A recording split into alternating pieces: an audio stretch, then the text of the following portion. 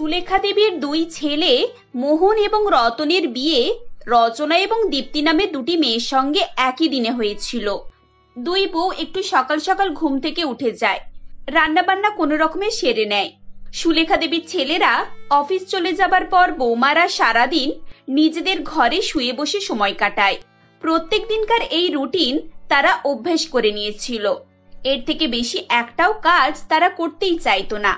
একদিন সুলেখা দেবীর বান্ধবী তাদের বাড়িতে আসেন। কিছুক্ষণ গল্প গুজবের পর সুলেখা দেবী তার দুই বৌমাকে ডাক দেন। বড় বৌমা, ও বড় বৌমা, শুনে যাও। ছোট বৌমা, আরে ও ছোট বৌমা, শুনতে পাচ্ছ? আরে বাবা, এরা তো কেউ সাড়া শব্দ দিচ্ছে না। একটু আগেই তো জেগেছিল, এখন কি নাকে সর্ষে তেল দিয়ে ঘুমিয়ে পড়েছে নাকি? সুলেখা দেবী অনেক ডাকাডাকি করার পরও তারা দুই বৌমা কোনো সাড়া শব্দ করে না, কারণ তারা বুঝতে পেরেছিল যে তাদের শাশুড়ি তাদেরকে কেন ডাকছে। মা নিশ্চয়ই আবার আমাকে দিয়ে চা করাবে। আমি আর উঠতে পারবো না, আমার শরীরে আর জোর নেই। এক কাজ করি, মিছিমিছি ঘুমানোর অ্যাক্টিং করি। মা এসে দেখবে যে আমি ঘুমিয়ে পড়েছি, আর কিছুই বলতে পারবে না। এই বলে রচনা মিছিমিছি ঘুমানোর ভান করে। অন্যদিকে দীপ্তিও তার শাশুড়ির গলা শুনতে পেয়েছিল। মা বড় বৌদিকে ডেকে ডেকে সাড়া পায়নি, তাই হয়তো আমাকে ডাকছে। এক্ষুনি আবার আমার ঘরে চলে আসবে, কি যে করি। হ্যাঁ, এক কাজ করলে তো হয়, এই ফেস প্যাকটা মুখে মাখিয়ে শুয়ে থাকবো। বলবো এখন ওঠা যাবে না, উঠলেই ফেস প্যাকটা নষ্ট হয়ে যাবে। এদিকে ছোট বৌমা মুখে মোটা করে ফেস প্যাক লাগিয়ে শুয়ে থাকে। শাশুড়ি দুই বৌমার ঘরে যায় এবং দুজনকে ওভাবে শুয়ে থাকতে দেখে দীর্ঘ নিঃশ্বাস ফেলে চলে আসে। তার বুঝতে বাকি ছিল না যে তার দুই বৌমা ইচ্ছে করেই এই নাটক করছে, কিন্তু তাও তিনি তাদেরকে কিছুই বলে না। এরপর তিনি নিজে গিয়ে চা বানান এবং তার বান্ধবীকে খেতে দেন। কয়েকদিন এভাবেই কেটে যায়। একদিন সুলেখা দেবী তার বোনের সঙ্গে কথা বলে দুই বৌমাকে ডেকে বলে, বৌমা, পরশুদিন আমার বোন আসবে। কয়েক বছর হয়ে গেল এখানেও আসেনি, তাই এবারে আমি ডেকে পাঠিয়েছি। আর বেচারি খুব আসতেও চাইছে। আমি তো ঠিক করে নিয়েছি 10 দিন ওকে এখানেই রেখে দেব। তোমরা এক কাজ করো, এই কদিনে কি কি রান্না করবে একটা লিস্ট বানিয়ে নাও। আর হ্যাঁ, প্রত্যেক দিন কিন্তু ভালো ভালো আইটেম করতে হবে। আচ্ছা মা, 10 দিন এভাবে কারোর জন্য এত কিছু রান্না করা যায়? আমার তো একবেলা রান্না করতে গেলেই মাথা ঘুরে যায়। আপনি জানেন তো এমনিতেও আমার শরীর ভালো থাকে না, কোনো রকমে বাড়ির কাজটুকু করতে হয়, তাই করি। প্লিজ আমার উপরে এত চাপ দেবেন না, আমি এসব পারবো না। মা, আপনি আমার কথাটাও একটু ভাবুন। তোমার কথা আর কি ভাববো? তোমারও কি শরীর অসুস্থ নাকি? তোমারও কি একটু কাজ করতে গেলে শরীর দুর্বল হয়ে পড়ে? না না মা, ওই সব সমস্যা নেই। আসলে আপনাকে তো বলেছিলাম এই সপ্তাহে আমার বান্ধবীর বিয়ে আছে। ও আমার অনেক ছোটবেলার বান্ধবী, আমার বেস্ট ফ্রেন্ডও, তাই আমি ওর বাড়িতে যাব। আরে বাবা, বিয়ে তো একদিন, তুমি না হয় একদিন যাবে, সেদিন বড় বৌমা সামলে নেবে। মা, একদিনের ব্যাপার কোথায়? আপনাকে বললাম না ও আমার ছোটবেলার বান্ধবী। কোনো ফাংশন আমি মিস করতে চাই না মা। আর তাছাড়া আমি যদি না যাই ও রাগও করবে। বৌমা, তোমাদের এই অভ্যাসগুলো কিন্তু খুবই খারাপ। এইভাবে তোমরা কাজকে ভয় পাও কেন বলো তো? আরে বাবা, বাড়িতে লোকজন আসবে, তাদের আপ্যায়ন করবে, তোমরা তাদের সঙ্গে মিশবে, তারাও তো তোমাদের সঙ্গে মিশবে, তবেই না সকলে ভালো বলবে। সারাদিন বাড়িতে বসে বসে ফোন ঘাটো আর রেস্ট করো, এভাবে কি আর জীবন চলে নাকি? মা প্লিজ দেখুন, আমি একেবারে এসব পারবো না, আমার উপরে চাপ দেবেন না। আর মা, আমার সমস্যাটা তো আপনাকে আমি বলেই দিয়েছি, এবার আপনি বিচার করে বলুন। বিচার করে আর কি বলবো? তোমাদের যা দেখছি, বাড়িতে তো লোকজনকে ডাকাই যাবে না। শুধু শুধু আমার বোনকে ডেকে আমি নিজের অপমান করাতে চাই না। তোমরা নিশ্চিন্তে থাকো, আমি ওকে আর ডাকছি না। এই কথাতে সুলেখা দেবীর দুই বৌমা খুব খুশি হয়ে যায়, কিন্তু তার মনে খুব কষ্ট হয়। তিনি তার বোনকে ফোন করে বাড়িতে আসার জন্য বারণ করে দেন। 1 মাস পরের ঘটনা। দুই ছেলের বিবাহ বার্ষিকী ছিল, কিন্তু কাজ করার ভয়ে দুই বৌমা কেউ এই কথা শাশুড়িকে মনে করায় না।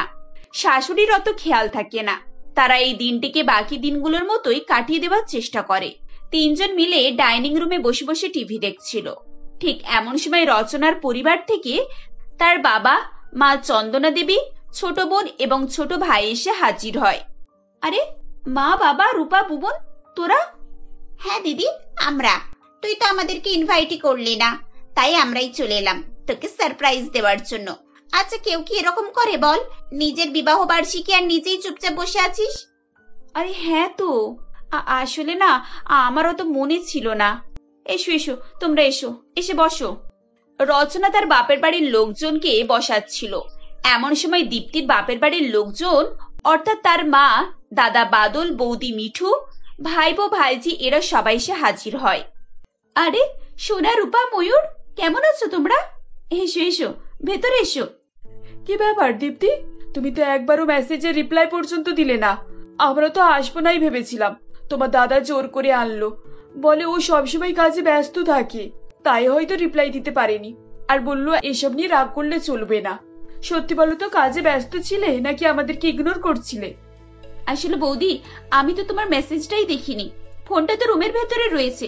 তোমরা সবাই এখানে বসো, আমি তোমাদের জন্য জুস আনছি। এই বলে দুই বৌমা রান্নাঘরে চলে যায়। দিদি, এতজনের জুস তো ফ্রিজে নেই, মার্কেট থেকে কিনে আনতে হবে। হ্যাঁ, মার্কেট থেকে তো কিনে আনতে হবে, তার সঙ্গে কিছু স্ন্যাক্সও কিনে আনতে হবে। আর এখন কি খেতে দেবো সেটাও ঠিক করতে হবে। ঠিক আছে দিদি, তাহলে আমি বাজারে যাচ্ছি, ওসব কিনে আনছি। তুমি এদিকে জলখাবারের ব্যবস্থাটা করো, এত সকাল সকাল তো জলখাবার দিতেই হবে। ঠিক আছে, তুমি মার্কেট থেকে আসো। আর হ্যাঁ, আসার পর একটু পকোড়া করে দিও, আমার বাবা মা পকোড়া খেতে খুব ভালোবাসে। ঠিক আছে, আমি না হয় পকোড়া করে দিচ্ছি, কিন্তু তুমি একটু আলুর ফ্রেঞ্চ ফ্রাই করে দিও। আমার ভাইপো ভাইজিরা ফ্রেঞ্চ ফ্রাই খেতে খুব পছন্দ করে, আর তুমি ফ্রেঞ্চ ফ্রাইটা তো দারুণ করো। ঠিক আছে, তাই হবে। আলুর পকোড়া, পেঁয়াজের পকোড়া, ফ্রেঞ্চ ফ্রাই আর চা। এমন সময় সুলেখা দেবী রান্নাঘরে এসে বলেন, এসব কি কথা বৌমা? এই পকোড়া, ফ্রেঞ্চ ফ্রাই এগুলো তো বিকেলের খাবার। তোমার বাবারা, বাড়ির লোকেরা সবাই কত দূর থেকে এসেছে, ওদেরকে তোমরা এইসব খাইয়ে বিদায় করবে? না না, জল খাবার করতে গেলে একটু ভালো করে করো, যেন পেট ভরে খেতে পারে। বড় বৌমা, তুমি লুচি, আলুর দম আর পায়েস রান্না করো।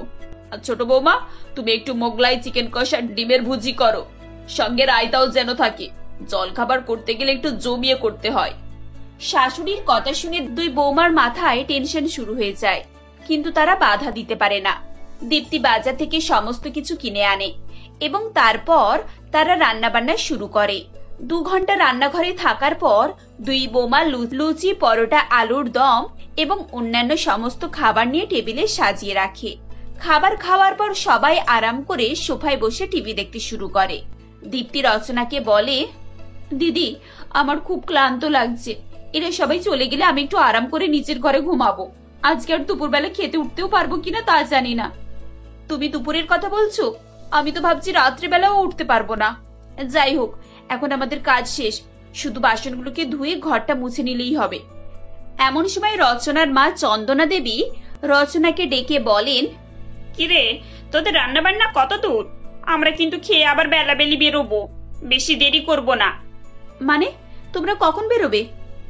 আরে বাবা, তোরা দুপুরের ভাত দিয়ে দিলেই আমরা খেয়ে 1-2 ঘন্টা রেস্ট নিয়ে তারপর বেরিয়ে পড়বো। আমি কিন্তু ভাত খেয়ে আর বেরোবো না, বিকালে দীপ্তির হাতে পকোড়া, চা খাবো, খেয়ে তারপর বেরোবো। আরে হ্যাঁ গো, তোমার বোন কি তোমাকে বিকেলের খাবার না খাইয়ে ছেড়ে দেবে ভাবছো? দেখবে হতো রাতের খাবারও তোমার সঙ্গে বেঁধে দেবে, তারপর শান্তি পাবে। আচ্ছা, তোমরা যদি ওদেরকে খাবার বেঁধে দাও, তাহলে আমাদেরকেও খানিকটা বেঁধে দিও। রাত্রিবেলা গিয়ে আবার রান্না বসাতে একদম ভালো লাগে না। ভাত রান্না হয়ে গেলে একটু বেশি করে আবার ভাত বসিয়ে দিস, আর সাদা মাটা 2টো তরকারি করে নিস, তা না হলে রাতের বেলা বেশি রিচ না খাওয়াই ভালো। এভাবেই নিজেদের বাপের বাড়ির লোকেদের এসব কথা শুনে দুই বৌমার মাথা ঘুরতে আরম্ভ করে। তারা ভেবেছিল এবার সবাই সকালে জল খাবার খেয়ে যে যার ঘরে চলে যাবে, কিন্তু এখানে তো রাত পর্যন্ত খাবারের আলোচনা শুরু হয়ে গেছে। সুলেখা দেবী চুপচাপ বসে সবকিছু শুনছিলেন, কিন্তু কোনো মন্তব্য করেননি। দুই বৌমা রান্নাঘরে যায় এবং দীপ্তি বলে, দিদি শুনলে, আমি তো এবার মরেই যাব। দুপুরবেলা রান্না, বিকেলে টিফিন, আবার রাতের রান্না, 2জন মানুষ কি এত লোকে রান্না করতে পারে? সেটাই তো, আমারও তো মাথা ধরে গেছে, আমার পক্ষে তো আর দাঁড়ানো সম্ভবই হচ্ছে না। তার উপরে ওরা যা খাবারের ফরমাইশ দিয়েছে, সেই অনুযায়ী তো জিনিসপত্রও বাড়িতে নেই। পোলাও রান্না করতে গেলে পোলাওয়ের চাল লাগবে, মটন কষা করতে গেলে মটন লাগবে, এগুলো তো আবার বাজার থেকে কিনে আনতে হবে। আমার বৌদি আবার ইলিশ মাছ খাবে বলছে, একার পক্ষে কি এত কিছু বাজার করা সম্ভব হবে? শোনো, আমি বরং বাজারে যাচ্ছি, আর ওদিক থেকে তোমার ছোট দাদাকে পাঠাচ্ছি। যেটা সুবিধা হবে করো, কিন্তু একটু তাড়াতাড়ি সবকিছু নিয়ে এসো, না হলে সময় মতো এত সবকিছু আমি সামলাতে পারবো না। দীপ্তি আবার মার্কেটে যায় এবং রচনা বাড়িতে বাকি রান্না শুরু করে দেয়। দুপুরের খাবার দাবার হবার পর বিকেলে চা জল খাবার হয় এবং রাতের বেলার খাবারও প্যাক করে দেওয়া হয়। লোকজন চলে যাবার পর দুই বৌমার অবস্থা একেবারে নাজেহাল হয়ে যায়। দুজন সারাদিন নাওয়া খাওয়া সব ছেড়ে দিয়ে কাজে ব্যস্ত ছিল। এখন তাদের অবস্থা এমন ছিল যে তারা ঠিকমতো দাঁড়াতেও পারছিল না। রান্নাঘরে হেলান দিয়ে বসে বসে দুজনে ঘুমিয়ে পড়ে। শাশুড়ি মা সেখানে এসে বলে, বড় বৌমা, ও বড় বৌমা, কি হলো? এখানে এভাবে শুয়ে আছো কেন? আর ছোট বৌমা, ওঠো, রাত হয়ে গেছে যে, যাও নিজেরা ঘুমাতে যাও। মা, আমি আর উঠতে পারছি না, আমার খুব ক্লান্ত লাগছে। মা, এখন একটু এখানেই ঘুমাই, একটু পরে উঠে যাচ্ছি। সেই রাতে দুই বৌমা রান্নাঘরেই ঘুমোয়। পরের দিন সকালে তারা যখন ঘুম থেকে ওঠে তখন শাশুড়ি তাদেরকে ডেকে বলেন, তোমরা বুঝতে পারছো তোমরা নিজেদেরকে কোথায় নিয়ে গেছো? সারাক্ষণ নিজের ঘরে রেস্ট করো আর ঘুমাও। অল্প কাজ করলে তোমাদের এত ক্লান্তি লাগে। একটু কাজ করতে হয়েছে বলে দুজনে রান্নাঘরেই ঘুমিয়ে কাটিয়েছো কালকে সারা রাত। আজ যদি তোমাদের কাজের অভ্যাস থাকতো তাহলে এই দশাটা হতো না। বুঝতে পারছি মা, কাজ না করে করে এরকম হয়েছে। আমি মানছি আমি ভুল করেছি, আর আমি ভুল করেছি বলে আমাকে দেখে দেখে দীপ্তিও শিখেছে। সবকিছু আমারই দোষ। না দিদি, দোষ আবার নিজেরও। আমি নিজে অনেক আলসেমি করেছি। কালকে আমরা কত ক্লান্ত হয়ে পড়েছি, কিন্তু একবার ভেবে দেখো তো, আমরা যখন বাপের বাড়িতে যাই আর আত্মীয় স্বজনরাও যখন আসে তখন আমাদের বৌদিরা মায়েরা কত পরিশ্রম করে। তারা তো নিজেরাই আমাদেরকে রাতের খাবার বেঁধে দেয় যাতে আমাদেরকে বাড়িতে গিয়ে রান্না করতে না হয়। তখন আমরা হাসতে হাসতে সবকিছু নিয়ে চলে আসি, কিন্তু একবারও তাদের পরিশ্রমের কথা ভাবি না। হ্যাঁ, তুমি ঠিকই বলেছ, কালকে একটা দিনের জন্য আমাদেরকে কাজ করতে হয়েছে, কিন্তু আমরা দিনের পর দিন বাপের বাড়িতে গিয়ে বৌদিদেরকে অর্ডার করি, মায়েদেরকে অর্ডার করি, এমনকি বোনেদেরকে দিয়ে নিজেদের কাজও করাই, আর নিজেরা কারোর কাজ করতে চায় না। মা, আমাদেরকে ক্ষমা করে দিন, আমরা অনেক বড় ভুল করেছি। আর প্লিজ আপনি আজকেই ছোট মাসিকে ফোন করে এখানে আসতে বলুন। 10 দিন নয়, ওনার যতদিন ইচ্ছে হয় উনি এখানে থাকবেন, আমরা ওনার সেবা করব। হ্যাঁ মা, আর উনি যা যা খেতে চাইছেন আমরা সব করে খাওয়াবো, আপনি ওনাকে ডেকে নিন। এভাবেই দুই বৌমা তাদের ভুল বুঝতে পারে এবং তাদের শাশুড়ির কাছে ক্ষমা চায়। শাশুড়িও দুই বৌমার এই পরিবর্তনে খুব খুশি হয় এবং পরের দিন নিজের ছোট বোনকে ডেকে নেয়। তারপর থেকে দুই বৌমা তাদের ছোট মাসির খুব সেবা যত্ন করে। এভাবেই তারা তাদের পুরনো অভ্যাস পাল্টে ফেলে এবং তাদের সংসারে সুখ স্বাচ্ছন্দ্য ফিরে আসে।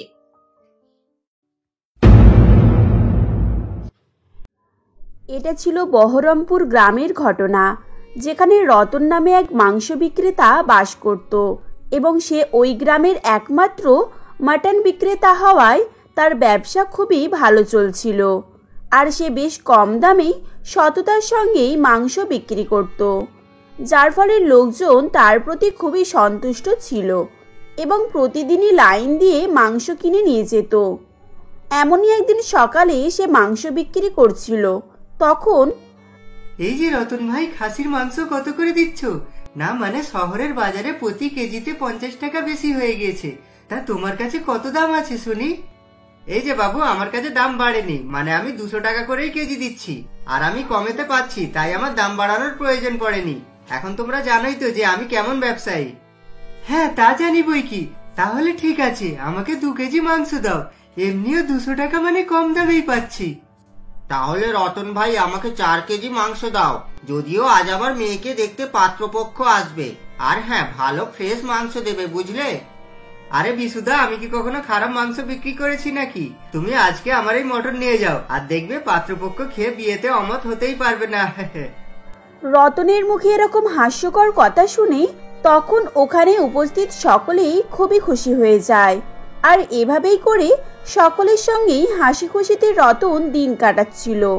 এবং প্রত্যেক দিন সন্ধ্যা হলে রতন তার দোকান বন্ধ করে বাড়ি ফিরে আসতো এবং বাড়িতে তার স্ত্রী সবিতাকে সারাদিনের ইনকামের টাকা তুলে রাখতে দিত, যাতে করে তার স্ত্রীও খুবই খুশি ছিল। এবং সে আবারও পরের দিন সকাল হলেই পাশের গ্রামের দীনেশ নামক এক ব্যাপারীর বাড়িতে যেত এবং তার কাছ থেকে ছাগল কিনত। তাই পরের দিন সে দিনেশের কাছে যায়। তখন কি ব্যাপার রতনদা, দিন দিন তুমি চকচকে হয়ে যাচ্ছ যে। বলি, ব্যবসায় প্রচুর লাভ হচ্ছে নাকি? আর দেখে তো মনে হচ্ছে বেশ টাকাও জমিয়ে ফেলেছো। তা তোমার জন্য মারুতি অল্টো দেখবো? আরে দিনেশদা, কি যে বলো, লাভ তো আছে, তবে প্রচুর নয়। কোন রকম টেনে টুনে সংসারটা চলে যায় আর কি। এখন তুমি জানোই তো যে তোমার কাছ থেকে আমি কত দামে নিই আর কত দামে বিক্রি করি। হ্যাঁ, সেজন্যই তো বলছি, তোমাকে তো এখন লাভ করারই দরকার আছে। যেখানে আমার কাছ থেকে একই দামে ছাগল কিনে শহরের ব্যবসায়ীরা গাড়ি বাড়ি কিনে ফেলছে, এখন শুধু একা তুমিই আছো যে কিনা 200 টাকা করেই মাংস বিক্রি করছে। বাকিরা তো 600-700 টাকাও কেজিতে মাংস নেয়। না রতনদা, আমার লোকের গলা কেটে নেওয়ার অভ্যাস নেই। যেখানে আমাদের গ্রামবাসীর বেশিরভাগই চাষি ও খেটে খাওয়া মানুষ, এখন তাদের কাছ থেকে চড়া দামে ব্যবসা করার মানুষ আমি নয়। আরে রাখো তো বাবু তোমার নীতিকথা, ব্যবসায় অত শত ভাবলে চলে না, বুঝেছো? এখন তুমিও দাম বাড়িয়ে দাও, তাহলে কারোরই কোনো সমস্যা থাকবে না, আর আমিও 2 পয়সা বেশি পাবো। হে হে। না দিনেশদা, আমার কোনোই প্রয়োজন নেই, এখন আমার কমই ভালো। তাই এই নাও 2000 টাকা, আমায় 2 নাদুস নুদুস দেখে ছাগল দাও। হ্যাঁ হ্যাঁ, আজ দিচ্ছি, কিন্তু কাল থেকে এই দামে আর দেব না। যেখানে তুমি জনদরদি হতে পারো, কিন্তু আমি টাকা ছাড়া কিছুই বুঝি না। আসলে দিনেশ খুবই লোভী প্রকৃতির মানুষ ছিল। সে তার লাভ ছাড়া আর কিছুই বুঝতো না। এদিকে রতনের ব্যবসায় লাভ হচ্ছে দেখে সেদিন তার মনে মনে খুবই হিংসে হয়। এভাবেই সেদিনটা কেটে যায়। পরের দিন রতন আবারও দিনেশের কাছে ছাগল কিনতে যায়। তখন সে বলে, এই যে রতন, ভালো কথা শোনো, আজ ছাগলের দাম বেড়ে গিয়েছে, তাই তাদের লালন পালন করতে লোক রাখতে হয়। সেই কারণে আজ থেকে আমার বাড়তি টাকা লাগবে। কিন্তু দিনেশদা, আমি তো প্রতিবারের মতো 4000 টাকাই এনেছি, আজ অন্তত আমায় 4টে ছাগল দাও। না বাবু, দিতে পারবো না। এখন তুমি লোককে ফ্রিতে মাংস খাওয়ালেও আমি খাওয়াতে পারবো না, তাই তুমি 4000 টাকায় মাত্র একটাই ছাগল পাবে। এ কি বলছো দিনেশদা? এখন একটা ছাগল নিয়ে আমি কি করব? আর এটা যদি এত দামে কিনি, তাহলে এটা কত দামেই বা বিক্রি করব? এটা করে তো আমি ব্যবসা টেকাতে পারবো না, তাই না? দেখো দাদা, আমি সবটাই তোমাকে বলে দিলাম, এবার তোমার ইচ্ছা, নিলে নাও আর না নিলে যাও। শুধু শুধু আমার সময় নষ্ট করো না, বুঝেছো? আসলে ওই গ্রামে বা তার আশেপাশে আর কোনো ছাগল ব্যবসায়ী ছিল না। তাই সেদিন রতন বাধ্য হয়ে 4000 টাকায় একটি ছাগল কিনে বাড়ি ফিরে আসে। তা দেখে তার স্ত্রী সবিতা বলে, এ কি, তুমি একটা মাত্র ছাগল নিয়ে ফিরে এলে? বাকি ছাগলগুলো কোথায়? ও, দোকানে বেঁধে রেখে এসেছো বুঝি? আর বলো না সবিতা, এখন খুব সমস্যায় পড়ে গিয়েছি। এই বলে রতন তখন তার স্ত্রী সবিতাকে দিনেশের সঙ্গে ঘটা সমস্ত ঘটনাই বলে। যেটা শুনে সবিতা তখন বলে, হে ঈশ্বর, এবার আমাদের কি হবে কি জানি। এখন এত দাম শুনলে গ্রামের লোক কখনই তোমার কাছ থেকে মটন কিনতে আসবে না। আর এভাবে চললে তো ব্যবসার বেশি দিন টিকবেই না। হ্যাঁ, সেটাই তো ভাবছি, কিন্তু এখন আমি বা কি করব বলো? যেখানে আমি তো বেশি দামে ছাগল কিনেছি, তাই বাধ্য হয়ে আমাকে দাম বাড়াতে হবে। এই বলে রতন তখন সেখান থেকে চলে যায় ও সে পরের দিন দোকান খুলে বেশি দামেই মাটন বিক্রি করতে শুরু করে দেয়। এমন সময় এক মহিলা তার দোকানে আসে ও বলে, এই যে দাদা, আমাকে 1 কেজি মটন দিন তো। আর এই নিন 1 কেজির দাম, মানে 200 টাকা। না দিদি, এখন আর 200 টাকায় মাংস পাওয়া যাবে না। ছাগলের দাম আজ থেকে বেড়ে গিয়েছে, তাই 500 টাকা কেজি দরেই আমাকে বিক্রি করতে হচ্ছে। কি আপনার মাথা ঠিক আছে তো? কালই তো আমি 200 টাকা কেজি নিয়ে গেলাম, আর হঠাৎ আজ ডবলের বেশি দাম বেড়ে গেল। এ কি হরিলুট চলছে নাকি? থাক, আপনাকে মটন দিতে হবে না। হ্যাঁ, সেটাই তো দেখছি, এখানে সকলেই অসাধু হয়ে গিয়েছে। প্রথম কম দামে দেবে, তারপর খরিদ্দার বেড়ে গেলে দাম বাড়িয়ে দেবে। তাহলে আর এখানে দাঁড়িয়ে থেকে কি করবেন? চলুন এখান থেকে, এখন এর দামি মাংস এ একাই খাক। এই বলে খরিদ্দারগুলি সেদিন মাটন না কিনে সেখান থেকে চলে যায়। এবং শুধু সেদিনই নয়, প্রতিদিনই তার দোকানে লোক আসতো, কিন্তু মাটনের দাম শুনে তারাও ফিরে যেত। এবং তাদের মধ্যে কেউ কেউ রতনকে উল্টোপাল্টা করে কথাও শোনাতে থাকে। এভাবেই বেশ কয়েকদিন চলতে থাকে এবং রতনের দোকানে এখন সারাদিনে একটিও খরিদ্দার হতো না। এমনই একদিন রতন দেখে তার দোকানে ঠিক পাশেই দিনেশ একটি মাটনের দোকান খুলেছে। তখন, আরে দাদারা দিদিরা, এদিকে আসুন, দিনেশের দোকানে ফ্রেশ টাটকা মাংস নিয়ে যান। এই যে মাত্র 100 টাকা কেজি, 100 টাকা। এ কথা শোনার পর গ্রামের সবাই লাইন বেঁধে দিনেশের কাছে মাটন কিনতে আসে ও তারা বলে, এই যে দাদা, আপনি এত সস্তায় মটন বিক্রি করছেন, যেখানে ওই পাশের দোকানদাররা 500 টাকা কেজি বলছে। দেখুন দাদা, আমি সংস্কারী মানুষ, এখন লোক ঠকানোর কারবার আমি করি না। আর তাছাড়া গ্রামের মানুষেরা দুবেলা দুমুঠো খেতে পারে, এটাই যথেষ্ট। আর খদ্দের হলো লক্ষ্মী, যেখানে লক্ষ্মী খুশি থাকলে আমরাও খুশি। এভাবে দিনেশের মিষ্টি মিষ্টি কথায় সমস্ত ক্রেতারা গলে যায় ও তারা সস্তায় মাটন কিনতে থাকে। দেখতে দেখতে কিছুক্ষণ পর তার দোকানে সমস্ত মাটন বিক্রি হয়ে যায়। এমন সময় রতন সেখানে আসে ও বলে, এটা কি রকম কথা দিনেশ দা? তুমি না বলেছিলে যে মটনের দাম বেড়ে গিয়েছে, তাহলে তুমি 100 টাকায় যে বিক্রি করছো, আর তুমি এসে আমার সামনে এভাবে বিক্রি করলে আমি বা কিভাবে বিক্রি করব? হ্যাঁ সে আমি জানি, কিন্তু এখন তুমি কিভাবে ব্যবসা করবে সেটা তুমি বুঝে নাও। তোমার জন্য তো আমি আমার ব্যবসা বন্ধ করতে পারি না। আর শোনো, তোমার জন্য একটা অফার আছে, যদি চাও তাহলে আমি বলতে পারি, বুঝেছো? অফার মানে কি অফার? তাহলে বলো একটু শুনি। হ্যাঁ হ্যাঁ বলছি, যেগুলো তোমার মটন মানে আজকে বিক্রি হলো না, সেগুলো তুমি আমাকে বিক্রি করে দাও, তাহলে আমি ওগুলোর বদলে তোমাকে পুরো 1000 টাকা দেব। হ্যাঁ, কিন্তু এটা কি ধরনের কথা? আমি যেখানে তোমার কাছ থেকে একটা ছাগল 4000 টাকায় কিনেছি, আর তুমি কিনা বলছো 1000 টাকা দিয়ে ওই মাংসগুলো কিনবে। এতে আমার কতটা লোকসান হবে সেটা তো তুমি ভালোভাবেই জানো। দেখো ভাই, ব্যবসায় লাভ লস থাকেই। এখন তুমি বোকা তাই লস খাচ্ছ, আর আমি তোমার উপরে দয়া করে এই কথাটা বললাম। এখন তোমার পোষাই দেবে, আর না হলে তুমি মটন গুলো নিয়ে গিয়ে বাড়িতে ফিস্ট করে খাও। হে ঈশ্বর, এই পৃথিবীতে কত রকমের মানুষ আছে। এখন আমি পরিষ্কারই বুঝতে পারছি যে এই দিনেশ আমাকে ব্যবসা করতে দেবে না বলেই এরকম করছে। কি হলো রতন ভাই, ওগুলো দিচ্ছ নাকি আমি দোকান বন্ধ করে বাড়ি চলে যাব? তাহলে কিন্তু তখন ওগুলো তোমার নষ্ট হয়ে যাবে, বুঝেছো? দিনেশের মুখে এরকম কথা শুনে তখন রতন এক প্রকার বাধ্য হয়ে মাটনগুলো কম দামে দিনেশকে বিক্রি করে দেয় এবং এই ঘটনার পর তার মন খুব ভেঙে যায় ও সে বাড়ি এসে মাটন ব্যবসা ছেড়ে দেয়। এরপর সে চাষবাসের কাজ শুরু করে।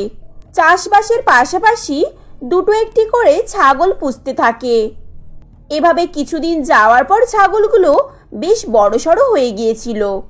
এমনই এক সময় তার স্ত্রী তাকে বলে, কি গো, তুমি যে ছাগলগুলো পুষছো আবার মটনের দোকানে দেবে নাকি, আর গিয়ে লস করে বিক্রি করে আসবে? আরে না না, আমি এখন শখ করেই ছাগলগুলো পুষছি, আর তাই এগুলো আমি বিক্রি করব না, বুঝেছো? কিছুদিন পরে রতন একটি ফার্ম খুলে ফেলে, যেখানে অনেক ছাগল, ভেড়া, হাঁস, মুরগি ইত্যাদি পশুপালন করতে থাকে। বেশ কয়েকদিন পর একদিন সকালে রমেশ মাটন কিনতে দিনেশের দোকানে যায়। সেই সময় দোকানে গ্রামের জমিদার ও তার স্ত্রী মাটনের অর্ডার দিচ্ছিল। দেখো ভাই, আমার কিন্তু 100 কেজি মটন লাগবে, আর মটন যেন ফ্রেশ হয়। আমার একমাত্র ছেলের জন্মদিন বলে কথা, বড় বড় অতিথিরা আসবে। আগে গিন্নিমা, আপনি দেখবেন একেবারে 1 নাম্বার মটন দেব। এরপর জমিদার ও তার স্ত্রী চলে গেলে রতন আড়াল থেকে দেখতে পায় দিনেশ মাটনে কিছু ওষুধ মাখাচ্ছে এবং সে বুঝতে পারে বাসি মাটন টাটকা রাখার জন্য দিনেশ এই কৌশল ফলাচ্ছে। এই ঘটনাটি নিজের চোখে দেখার পর রতন জমিদার বাড়িতে যায় ও জমিদার বাবুকে সমস্ত কিছু খুলে বলে। তখন জমিদার বাবু রতনের কথায় বিশ্বাস করে না এবং বলেন, আরে থাক থাক, তোর কাছ থেকে আমাকে শুনতে হবে যে কে ঠকবাজ আর কে সাধু। তুই তো মানুষকে ঠকিয়ে চড়া দামে মাংস বিক্রি করতে গিয়েছিলিস, আর এটা করে তোর ব্যবসাও ডুবে গিয়েছিল, আর এখন তুই আমাকে জ্ঞান দিতে এসেছিস। যা এখান থেকে, আমার অনেক কাজ পড়ে রয়েছে। এই বলে জমিদার রতনকে সেখান থেকে তাড়িয়ে দেয়। জমিদার গিন্নি আড়াল থেকে সবকিছুই শুনছিলেন এবং তিনি জমিদারকে এসে বলেন, দেখো, ওই লোকটাকে এত অপমান করা তোমার মোটেই উচিত হয়নি। তাছাড়া তুমি গিয়ে দেখোই না মটনওয়ালা দিনে সত্যি সত্যি ঠকবাজ কিনা। ঠিক আছে বাবা, ঠিক আছে, আমি যাচ্ছি। এমনিতেও 20 কেজি এক্সট্রা অর্ডার দিতে হবে। আমি বরং গিয়ে নিজে দাঁড়িয়ে থেকেই মাংসটা নিয়ে আসছি।